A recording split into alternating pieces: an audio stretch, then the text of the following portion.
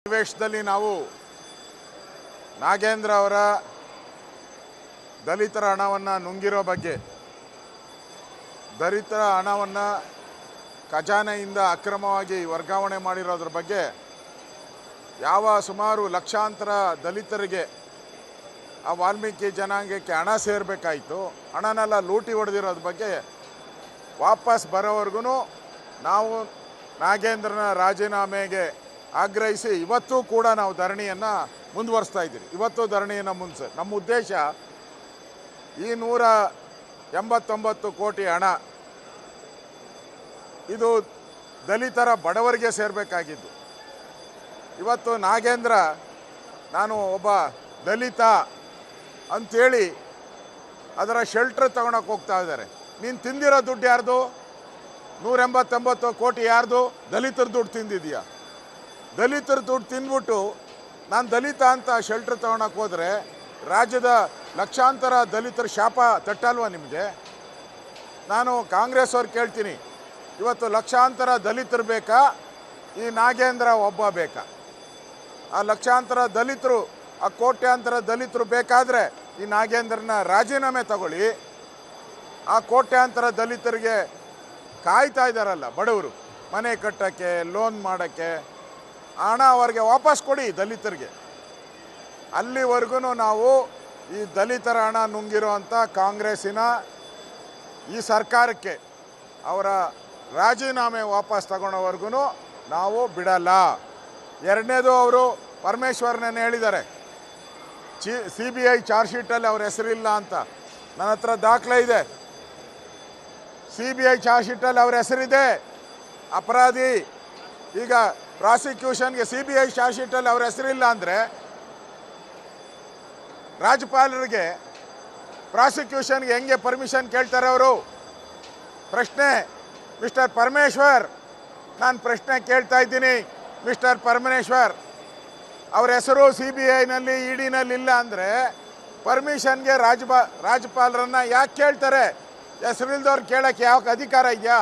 ಅಷ್ಟಾದರೂ common sense ಬೇಡವಾ ಕಾಂಗ್ರೆಸ್ ಅವ್ರು? ನಿಮಗೆ ಎಲ್ಲ ಮುಚ್ಚಾಕ್ತಾ ಇದ್ದೀರಾ. ಒಬ್ಬ ನಾಗೇಂದ್ರನಿಗೋಸ್ಕರ ಕೋಟ್ಯಾಂತರ ದಲಿತರನ್ನು ಎದುರಾಕಂತ ಇದ್ದೀರಾ ನೀವು. ಎಚ್ಚರಿಕೆಯನ್ನು ಕೊಡ್ತಾ ಇದ್ದೀನಿ.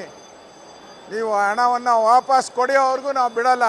ನಮ್ಗೆ ಚರ್ಚೆ ಮಾಡಬೇಕು, ಬರದ ಬಗ್ಗೆ ಚರ್ಚೆ ಮಾಡಬೇಕು, KPC ಹಗರಣದ ಬಗ್ಗೆ ಚರ್ಚೆ ಮಾಡಬೇಕು, 5 ತಿಂಗಳಿಂದ ಪೆನ್ಷನ್ ಕೊಟ್ಟಿಲ್ಲ ಬಡವರಿಗೆ ಚರ್ಚೆ ಮಾಡಬೇಕು, ಸರ್ಕಾರ ಪಾಪರ್ ಆಗಿ ದಿವಾಳಿ ಆಗಿದೆ ಚರ್ಚೆ ಮಾಡಬೇಕು.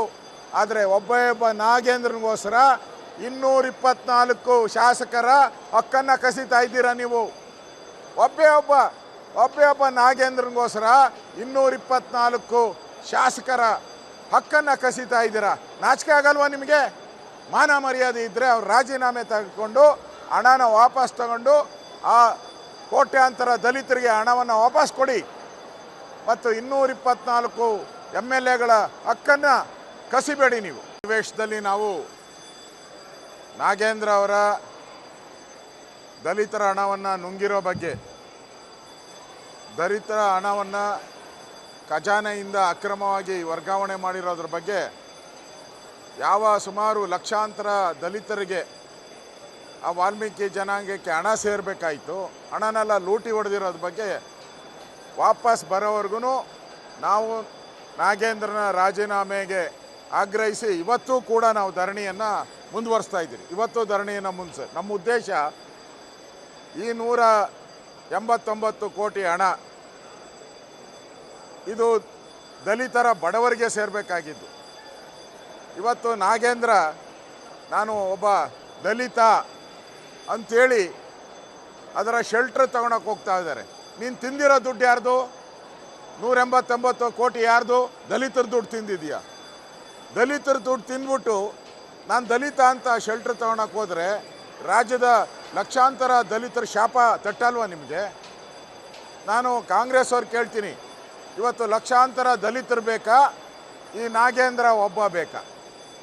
ಆ ಲಕ್ಷಾಂತರ ದಲಿತರು, ಆ ಕೋಟ್ಯಾಂತರ ದಲಿತರು ಬೇಕಾದರೆ ಈ ನಾಗೇಂದ್ರನ ರಾಜೀನಾಮೆ ತಗೊಳ್ಳಿ. ಆ ಕೋಟ್ಯಾಂತರ ದಲಿತರಿಗೆ ಕಾಯ್ತಾ ಇದ್ದಾರಲ್ಲ ಬಡವರು, ಮನೆ ಕಟ್ಟೋಕ್ಕೆ, ಲೋನ್ ಮಾಡೋಕ್ಕೆ, ಹಣ ಅವರಿಗೆ ವಾಪಸ್ ಕೊಡಿ ದಲಿತರಿಗೆ. ಅಲ್ಲಿವರೆಗೂ ನಾವು ಈ ದಲಿತರ ಹಣ ನುಂಗಿರೋಂಥ ಕಾಂಗ್ರೆಸ್ಸಿನ ಈ ಸರ್ಕಾರಕ್ಕೆ ಅವರ ರಾಜೀನಾಮೆ ವಾಪಸ್ ತಗೊಳ್ಳೋವರೆಗೂ ನಾವು ಬಿಡಲ್ಲ. ಎರಡನೇದು, ಅವರು ಪರಮೇಶ್ವರ್ನೇ ಹೇಳಿದ್ದಾರೆ CBI ಚಾರ್ಜ್ ಶೀಟಲ್ಲಿ ಅವ್ರ ಹೆಸರಿಲ್ಲ ಅಂತ. ನನ್ನ ಹತ್ರ ದಾಖಲೆ ಇದೆ. CBI ಚಾರ್ಜ್ ಶೀಟಲ್ಲಿ ಅವ್ರ ಹೆಸರಿದೆ, ಅಪರಾಧಿ. ಈಗ ಪ್ರಾಸಿಕ್ಯೂಷನ್ಗೆ CBI ಚಾರ್ಜ್ ಶೀಟಲ್ಲಿ ಅವ್ರ ಹೆಸರಿಲ್ಲ ಅಂದರೆ ರಾಜ್ಯಪಾಲರಿಗೆ ಪ್ರಾಸಿಕ್ಯೂಷನ್ಗೆ ಹೆಂಗೆ ಪರ್ಮಿಷನ್ ಕೇಳ್ತಾರೆ ಅವರು?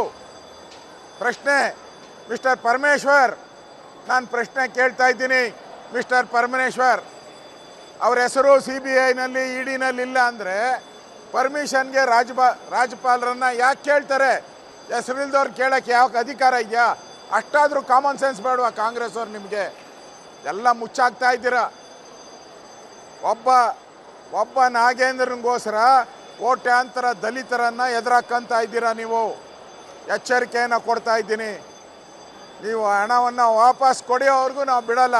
ನಮ್ಗೆ ಚರ್ಚೆ ಮಾಡಬೇಕು, ಬರದ ಬಗ್ಗೆ ಚರ್ಚೆ ಮಾಡಬೇಕು, KPC ಹಗರಣದ ಬಗ್ಗೆ ಚರ್ಚೆ ಮಾಡಬೇಕು, 5 ತಿಂಗಳಿಂದ ಪೆನ್ಷನ್ ಕೊಟ್ಟಿಲ್ಲ ಬಡವರಿಗೆ ಚರ್ಚೆ ಮಾಡಬೇಕು, ಸರ್ಕಾರ ಪಾಪರಾಗಿ ದಿವಾಳಿ ಆಗಿದೆ ಚರ್ಚೆ ಮಾಡಬೇಕು.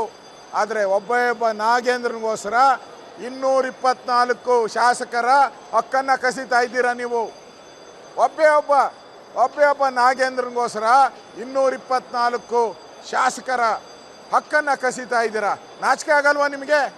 ಮಾನ ಮರ್ಯಾದೆ ಇದ್ದರೆ ಅವ್ರು ರಾಜೀನಾಮೆ ತೆಗೆದುಕೊಂಡು ಹಣನ ವಾಪಸ್ ತಗೊಂಡು ಆ ಕೋಟ್ಯಾಂತರ ದಲಿತರಿಗೆ ಹಣವನ್ನು ವಾಪಸ್ ಕೊಡಿ. ಮತ್ತು 224 MLAಗಳ ಹಕ್ಕನ್ನು ಕಸಿಬೇಡಿ ನೀವು. ಹೆಚ್ಚಿನ ವಿಡಿಯೋಗಳಿಗೆ ಪ್ರತಿಧ್ವನಿ ಯೂಟ್ಯೂಬ್ ಚಾನೆಲ್ ಸಬ್ಸ್ಕ್ರೈಬ್ ಮಾಡಿ, ಬೆಲ್ ಐಕಾನ್ ಕ್ಲಿಕ್ ಮಾಡಿ.